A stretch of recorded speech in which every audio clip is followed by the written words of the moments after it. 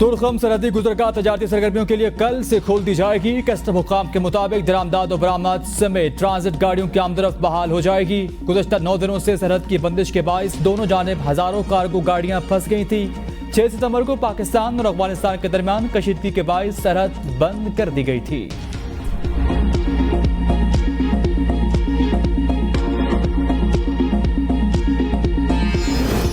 Party policy की खिलाफ वर्जी पर पीपल्स पार्टी के लतीफ खोसा का नोटिस। सरदार लतीफ खोसा कहते हैं पार्टी का शोकाज नोटिस कोई मानी नहीं रखता। शोकाज नोटिस को रद्दी की टोकरी में फेंकने जा रहा हूं। मेरे पेशे से मुतालिक मेरी पार्टी भी जवाबदही नहीं कर सकती।